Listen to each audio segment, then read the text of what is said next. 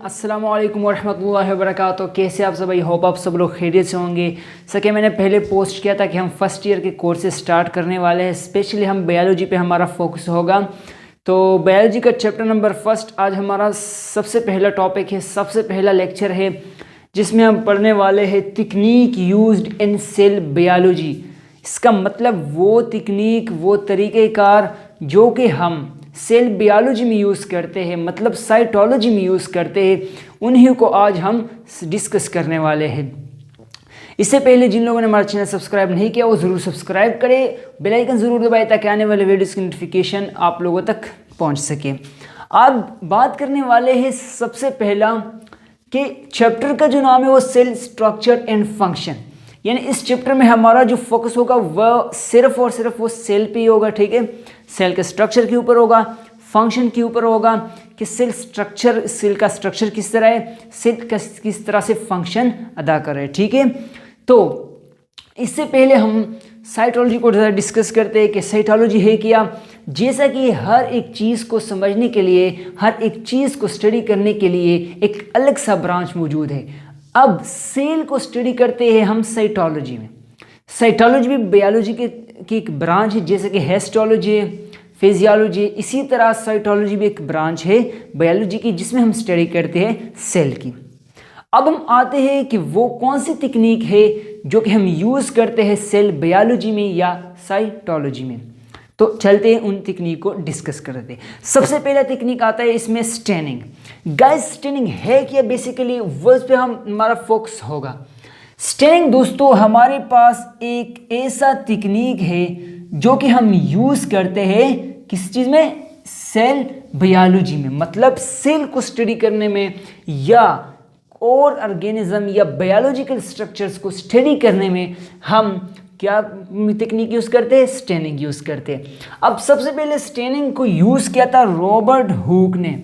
Robert Hooke scientist था जो कि 1665 को इन्होंने सेल के ऊपर यूज़ किया था। ठीक है, जब वो सेल को स्टडी कर रहा था ना, तो उस वक्त सबसे पहला स्टेनिंग प्रोसेस उसने यूज़ किया था।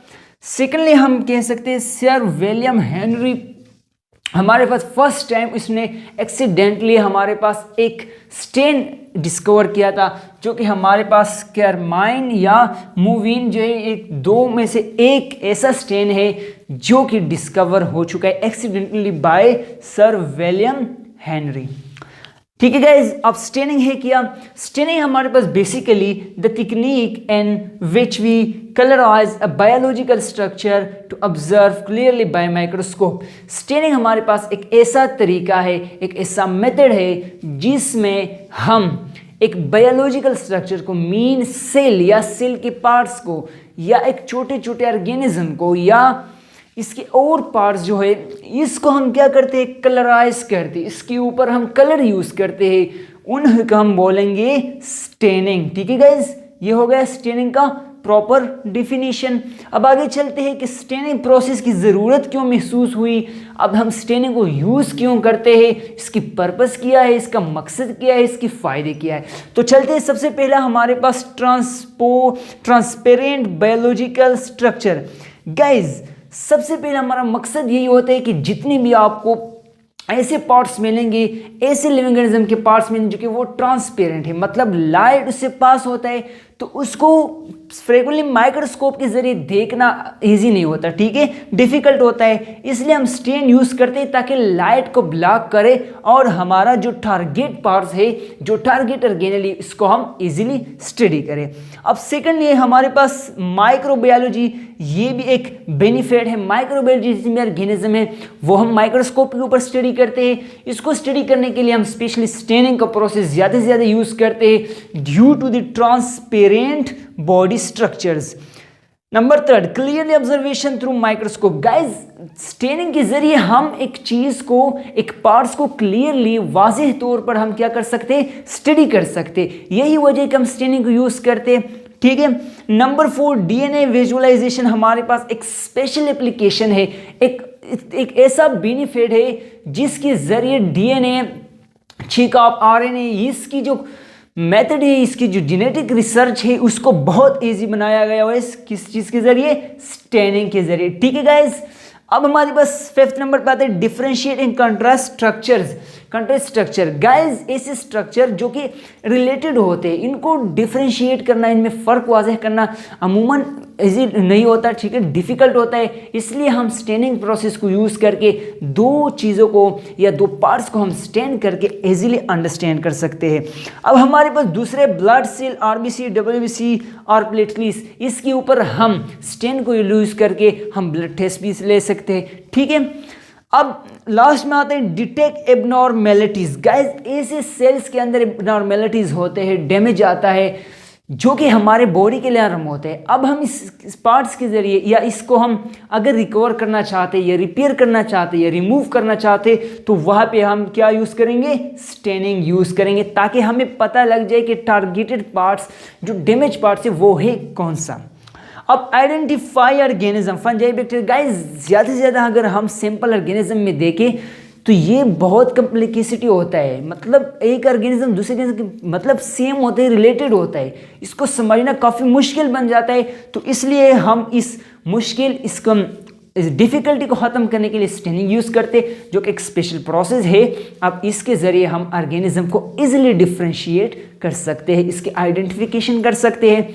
दूसरा हमारे पास किसे, ये है हमारे पास टाइप्स, मतलब स्टेनिंग के टाइप्स है क्या, बहुत से टॉपिक्स टाइप्स है, लेकिन हमने इसमें से कुछ जो कि बहुत इंपॉर्टेंट है उसको हमने आज डिस्कस करना है, ठीक है। सबसे पहला इन विवो स्टेनिंग। गाइस याद रखना, इसको हम दूसरा नाम बोलते हैं वाइटल स्टेनिंग। अब ये है क्या, staining we use in the body of organism and these are non toxic. मतलब ऐसे स्टेनिंग जो कि हम बॉडी के अंदर, मतलब बॉडी पार्ट्स के अंदर हम यूज़ करते हैं, जो कि अमूमन क्या होता है, जहरीला नहीं होता, नॉन टॉक्सिक होता है, कोई हार्म्स काज नहीं कर सकता, कोई नुकसान बॉडी को नहीं कर सकता। तो ऐसे स्टेनिंग को हम बोलेंगे इन विवो स्टेनिंग या वाइटल स्टेनिंग। दूसरा इन विट्रो स्टेनिंग, नेम से पता चलता है आउटसाइड द बॉडी और आउटसाइड द स्ट्रक्चर, ठीक है। इसको हम नॉन वाइटल कहते हैं, अमूमन ये हमारे पास टॉक्सिक होता है, इसलिए हम बॉडी के अंदर यूज़ नहीं कर सकते। तीसरा है cytological staining. Cytological staining, staining in which we apply dyes are stains on a cell structure. एक स्पेसिफिक सेल, एक स्पेसिफिक टारगेटेड सेल को अगर हम स्टडी करना चाहते हैं, इसके ऊपर हम क्या करते हैं, स्टेन लगाते हैं, तो उसको हम साइटोलॉजिकल स्टेनिंग बोलेंगे। हिस्टोलॉजिकल स्टेनिंग ऑन टिश्यू, मतलब सेम चीज़ है लेकिन टिश्यू पे अगर हम स्टेनिंग करें, टिश्यू पे अप्लाई करें स्टेनिंग टेक्निक, तो इसको हम सिंपली बोलेंगे हिस्टोलॉजिकल स्टेनिंग। अब नेचर के ज़रिए उनके नेचर को अगर हम देखें, अगर हम इसके बॉन्डिंग को देखें, तो फिर 2 टाइप्स में अलग डिवीजन है, जो कि एक है एसिडिक स्टेनिंग, दूसरे बेसिक स्टेनिंग। ऐसे स्टेन मौजूद है जो कि वो एसिडिक है, इसका नेचर एसिडिक है, क्योंकि ये स्टेन भी कोई ऐसे मालिक्यूल से बना होता है, इसमें बॉन्डिंग होते हैं जैसा कि और मालिक्यूल होते हैं, तो इस तरह ये भी मालिक्यूल होते हैं। तो ये हमारे पास सबसे पहला एग्जांपल है एओसिन। एओसिन जो हमारे पास एसिडिक स्टेनिंग है, और बेसिक स्टेनिंग की अगर हम बात करें मिथाइलिन ब्लू हमारे पास एक बेस्ट एग्जांपल है।